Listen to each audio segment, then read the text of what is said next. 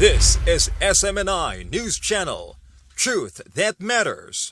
Magandang gabi po, Senador. Good evening, Rolex. Ang katanungan ko po ay tungkol sa power. Alam niyo po, yung IPIRA, hinati yung bansa natin. Electric Power Reforms Industry Act, IPIRA. Ngayon po, ganito. Recently, ang Malacanang po ay naglabas. Pinirmahan ng Pangulo, Executive Order 164, adding nuclear power to the energy mix. And among others, to study the viability kung pwede pa natin i-operate yung BNPP at ang iba pang mga facilities para sa paggamit ng nuclear energy. Pwede mo malaman kung ano yung naisip nyo po tungkol dito? Kasi po mangyayari sa sunod na termino, ang 18 milestones.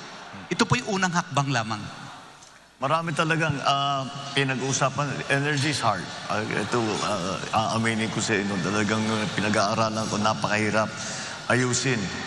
Dahil nga, yung ating sistema, the IPIRA law, marami talaga nakakontain dyan na kailangan pag-aralan ulit. Because ang reklamo sa buong bansa, both na consumers lamang at saka yung mga negosyante. Kasi lagi natin napapag-usapan mga foreign investors na nagre-reklamo sa power, pati local investors. Kaya ang investment sa Pilipinas is not capital intensive. Yung mga investment sa Pilipinas short term lang, kung minsan hot money lang ang pumapasok, pasok-labas lang yan. It doesn't build anything. So that is it. It is a major problem. At kung titignan natin ang mga projection sa pangyayari. Ngayon, just as a perfect example, narinig na siguro naman ng lahat, na sinasabi na baka sa eleksyon magkakaroon ng brownout. Kaya dahil nasa gitna na tayo ng summer, ng tag-araw. Kaya yan ang maliwanag na maliwanag, kulang na talaga ang power supply doon sa ating requirements. At saka, yung idadagdag pa dapat natin para makapag-industrialize tayo na mabuti. Kaya it's something that has to be attended to. In other words, kailangan natin lahat. Kailangan natin lahat ng makuha natin na power sources para mabigyan tayo ng mas mura at mas malawak at mas reliable na power supply. Ngayon, maaari nating i-expand yung ating hydro, expand natin yung ating geothermal, but there's a very simple idea when it comes to the energy sector. It's something called the base load. The base load is the load that never goes away. The demand that never goes away. Kahit gabi, kahit araw, ito na yung mga planta na nagpapatakbo. So that base load has to be satisfied. Kaya kung hindi umiihip ang hangin, paano yung wind power? Kung gabi, paano yung solar power? Kailangan pa rin nung traditional. Ngayon, doon tayo mamimili. Although it's not traditional for the Philippines, nuclear power is already considered a traditional power source. So it has to be looked into. Yung sa BNPP, nag-offer na, because if you, ang Korea has, I believe, 5 sister plants to the Westinghouse plant in BNPP. And they have offered, I always say it's ironic that the names of their plants are Core 1, Core 2, Core 3, Core 4, Core 5. Pero hindi tayo nagkaroon kahit isa. But they have offered to come with their technical people, and they have offered to come to give us an idea. Pwede pa ba ito? Because kahit pa paano, the BNPP, the Bataan Nuclear Power Plant, was supposed to go online with 650 megawatts in 1986. That's a long time ago. Marami ng bagong technologies, marami ng bagong requirements. So we'll see. We have to. I think we should be open to our Korean friends to come and to tell us if this is still viable or you have to do something else. When it comes to nuclear power as an idea, well, let's just follow the science. Because dito naging political sa Pilipinas. It's also political in other places. But in our particular case, the reason we have no power plant, nuclear power plant at all is pure politics. Did not really follow the science. So we have to look into it because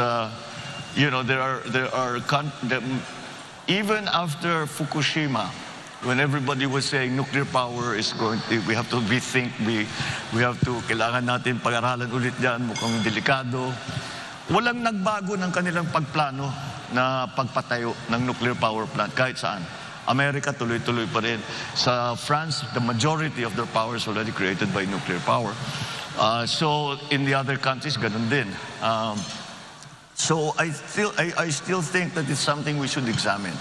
There are many new technologies. One of the ones that we keep reading about are the modular nuclear power plant. They start with a small one. Gusto mong palakihin, bumili ka ulit ng module, ikakabit mo ng palaki hanggat gusto mo. Siguro naman kaya natin patakbuhin ang nuclear power plant. There's no reason na bakit hindi kaya ng Pilipino na magpatakbo ng nuclear power plant. So it's something that should be part of the mix. Kasama diyan is COP26, where we decided to cut down on coal-fired power generation. And what happened, nagtaasan ng presyo kasi walang kapalit sa renewable. Ibig sabihin, yung mix ng renewable at saka traditional, kailangan talaga natin, we have to decide once and for all, what is the mix that is good for the Philippines. I think it's not going to be a static point. I think as years go on and we develop renewables, we develop other sources of power, that mix is going to slowly shift towards renewables, hopefully, because that's what we want because of climate change. But nonetheless, that mix is still something that's up in the air that we haven't really determined what is proper and appropriate for the Philippine setting. But to make a short answer to your question, is that lahat kailangan natin.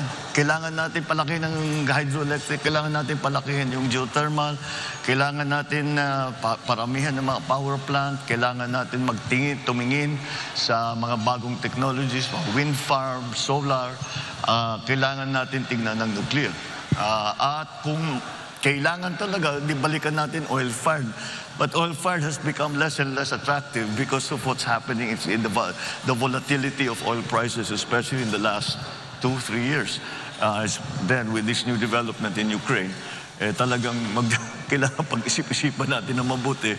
Kasi baka maipit tayo, pag tumaas na naman yan, hindi natin maipatakbo yung planta natin, balik na naman tayo sa dati, nasa brownout na naman tayo. Now we have lots of coal here in the Philippines. The Chinese claim to have good enough technology. I've actually visited one of their coal-fired plants that na malinis na, that they're able to extract the carbon and they're able to dispose of the carbon properly. So all of these things we need to look into. Lahat yan kailangan natin. Well, after the generating companies, meron po tayong Transco. Marami reklamo sa Transco. Senador, open ba kayo sa idea na katulad ng tubig, may west sector operator, may east sector operator, chop natin ang Transco? I don't think so. May economies of scale yan eh. Ang business model ng high tension na delivery na ginagamit ng Transco is the same as a tollway. You maintain the tollway, you collect toll, and that's how you pay for what you build. That's the same thing that Transco should be doing. Yun lamang, siguro hindi sapat. Sa amin lang, marami kaming pangangailangan dyan sa Transco. We were hoping to build a high-tension cable from Ilocos Norte to directly export the power we are producing via windmills directly to Manila because that's where the demand is. And it's more profitable for us. But hanggang ngayon, hindi pa nangyayari. And I'm not sure, I'm not privy to the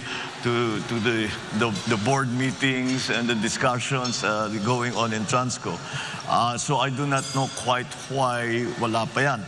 But yes, it really should be a simple operation na madali lang naman patakbuhin dapat yan. Kaya pag-aralan natin kung bakit nagkakaganon. You mentioned EPIRA. We have to look back at EPIRA. I think EPIRA might already have already, at least certain provisions in EPIRA are already obsolete.